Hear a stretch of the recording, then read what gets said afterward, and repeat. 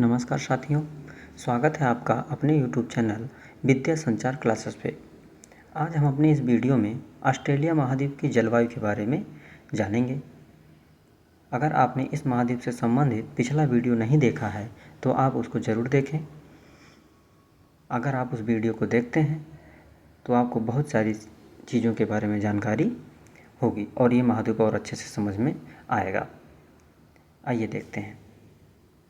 Australia महाद्वीप जो है ये दक्षिणी गोलार्ध में स्थित है। किस गोलार्ध में स्थित है? दक्षिणी गोलार्ध में स्थित है। ऑस्ट्रेलिया महाद्वीप के बीचों बीच से मकर रेखा गुजरती है।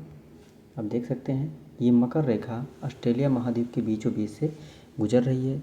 इस महाद्वीप में एक शहर है एलिस स्प्रिंग्स, ये मकर रेखा पर स्थित है।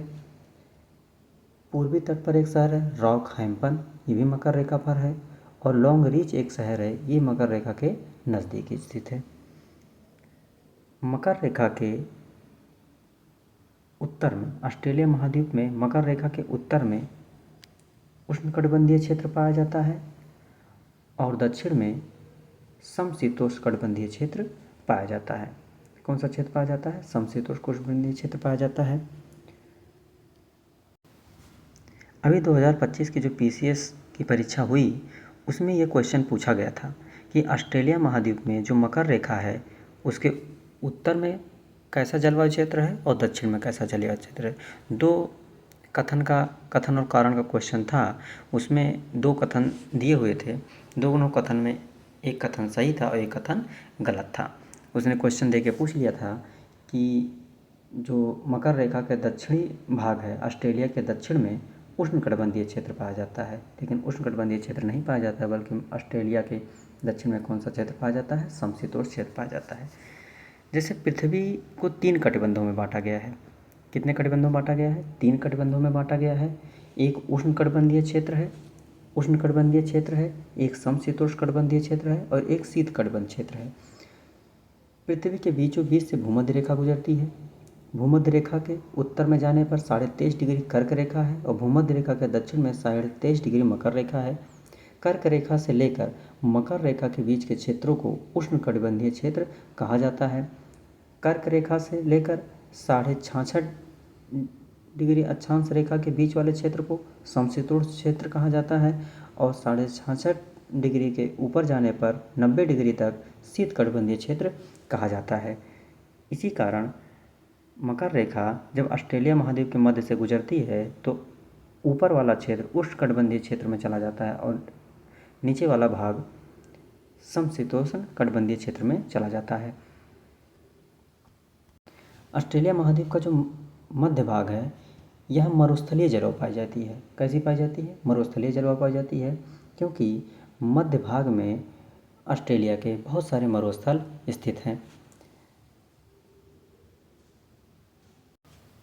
ऑस्ट्रेलिया के पूरब में ग्रेट डिवाइडिंग रेंज पाया जाता है।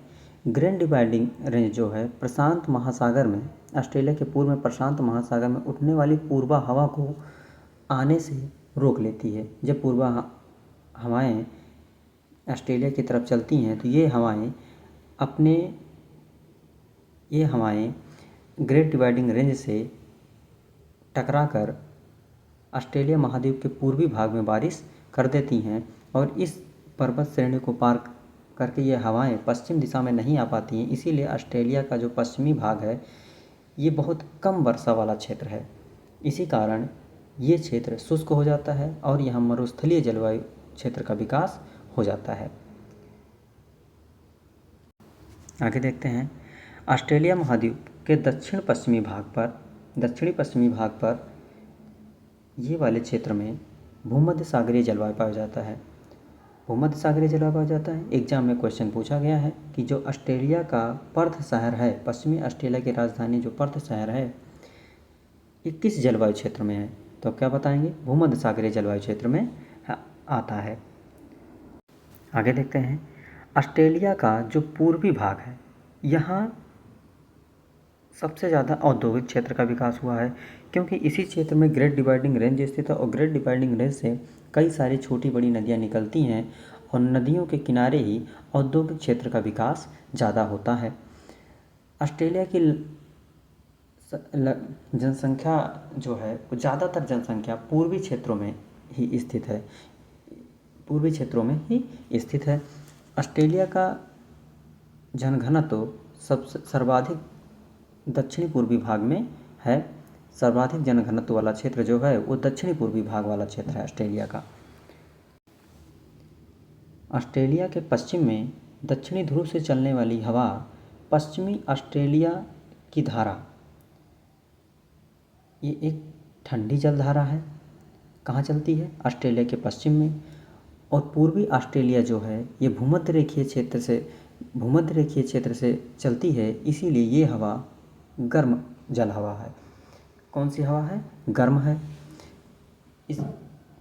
इस हवा का नाम क्या है? पूर्वी ऑस्ट्रेलियन धारा। एग्जाम में क्वेश्चन पूछता है कि पूर्वी ऑस्ट्रेलिया धारा गर्म है कि ठंडी, तो आप बताएंगे गर्म। और पश्चिमी ऑस्ट्रेलिया धारा गर्म है ठंडी, तो आप क्या बताएंगे? ठंडी। आगे देखते हैं। उत्तरी ऑस्ट्रेलिया उष्णकटिबंधीय जलवायु क्षेत्र में आता है। गर्म और आर्द्र जलवायु है इस क्षेत्र की। केवल ग्रीष्म ऋतु में वर्षा होती है। औसत तापमान 30 डिग्री के आसपास है और घने उष्णकटिबंधीय वन और चराई क्षेत्र पाए जाते हैं। आगे देखते हैं। मध्य ऑस्ट्रेलिया में मरुस्थलीय जलवायु पाया जाता है। क्या पाया जाता है? मरुस्थलीय पाया जाता है। बहुत कम वर्षा होती है, 250 मिलीमीटर से भी कम वर्षा होती है। दिन में अधिक गर्मी होती है और रात में ठंडी होती है। इस क्षेत्र को रेड सेंटर क्षेत्र कहा जाता है।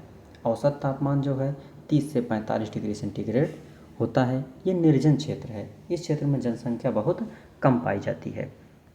आगे देखते हैं। दक्षिणी पश्चिमी भाग। ऑस्ट्रेलिया का जो दक्षिणी पश्चिमी भाग है वह भूमध्य सागरीय जलवायु पाई जाती है। नम और ठंडी सर्दियाँ होती हैं। खेती के लिए उपयुक्त है। तापमान 15 से 30 डिग्री सेंटीग्रेड तक होता है। आगे देखते हैं। दक्षिणी ऑस्ट्रेलिया समशीतोष्ण जलवायु के क्षेत्र में आता है। मध्यम तापमान होता है।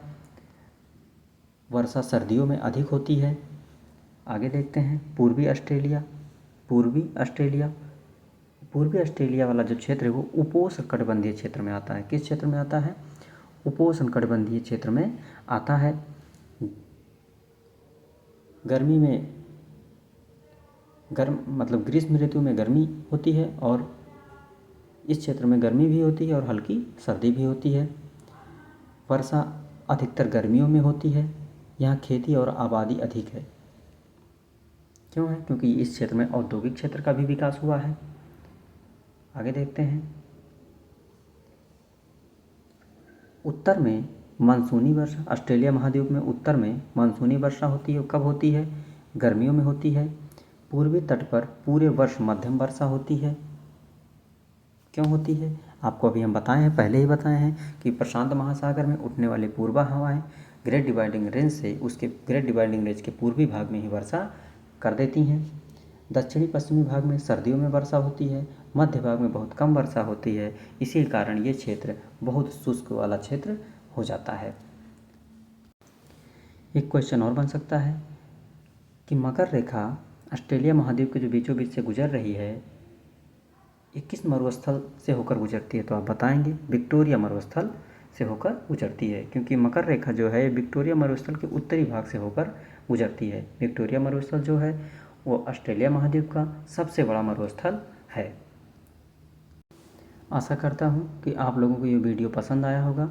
चैनल पर नए हैं तो सब्सक्राइब कर दीजिए, लाइक कर दीजिए और शेयर कर दीजिए। और अगर आपने पिछला वीडियो नहीं देखा है तो उसको एक बार जाके ज़रूर देखिए। धन्यवाद।